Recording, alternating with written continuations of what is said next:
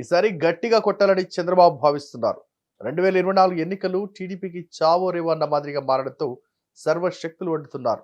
ఇందుకుగాను కుటుంబ సభ్యులను రంగంలోకి దించారు.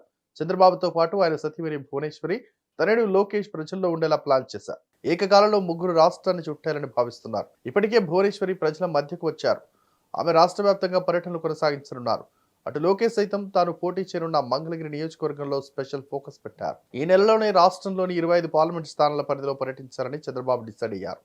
24 రోజుల్లో 25 బహిరంగ సభల్లో పాల్గొనాలని నిర్ణయించారు. ఈ మేరకు బహిరంగ సభల స్కెడ్యూల్ను కూడా విడుదల చేశారు.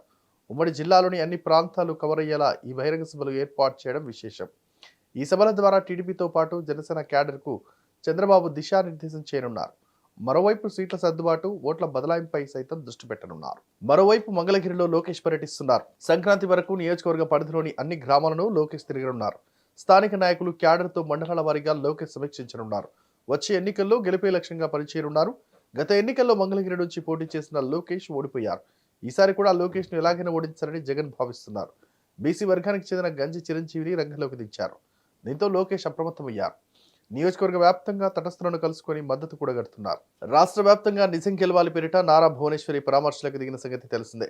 స్కిల్ డెవలప్మెంట్ స్కామ్ కేసులో చంద్రబాబు సుదీర్ఘ కాలం పాటు రాజమండ్రి సెంట్రల్ జైల్లో రిమాండ్ ఖైదీగా ఉన్న సంగతి తెలిసిందే.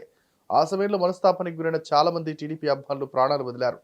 వారిని పరామర్శించేందుకు నిజం గెలవాలి పేరిట భువనేశ్వరి అన్ని జిల్లాల్లో పర్యటించాలని నిర్ణయించారు. చనిపోయిన వారి కుటుంబాలకు 1,00,000 చొప్పున ఆర్థిక సాయం అందించారు. సరిగ్గా విజయనగరం జిల్లాలో ఆమె ఉండగా చంద్రబాబుకు బెయిల్ లభించింది. దీంతో అప్పట్లో యాత్రను నిలిపివేసి రాజమండ్రి చేరుకున్నారు. ఇప్పుడు తాజాగా ఉత్తరాంధ్రలో పరామర్శ యాత్రను ప్రారంభించారు. విజయనగరం, శ్రీకాకుళం, విశాఖపట్నంలో బాధిత కుటుంబాల వారిని పరామర్శించనున్నారు. అయితే గతంలో ఎన్నడూ లేని విధంగా చంద్రబాబు కుటుంబ సభ్యులను రంగంలోకి దించడం విశేషం. కుటుంబం మొత్తం ప్రజాక్షేత్రంలోకి వెళ్లి ప్రజల మద్దతును కూడగట్టే ప్రయత్నం చేస్తుండడం గమనార్హం. గత ఎన్నికల ముందు జగన్ ఇదే మాదిరిగా కుటుంబాన్ని మొత్తాన్ని రంగంలోకి దించారు. ఇప్పుడు దానిని గుర్తు చేస్తూ చంద్రబాబు ఫ్యామిలీ మొత్తాన్ని రంగంలోకి దించి ప్రజా మద్దతు కూడగట్టడానికి ప్రయత్నిస్తుండడం విశేషం. అయితే ఈ ప్రయత్నంలో చంద్రబాబు ఎంతవరకు సఫలీకృతులవుతారో చూడాలి. అయితే జనసేనతో పొత్తు నేపథ్యంలో రెండు పార్టీల శ్రేణులు ఉరకలేసిన ఉత్సాహంతో పనిచేస్తుండడం విశేషం.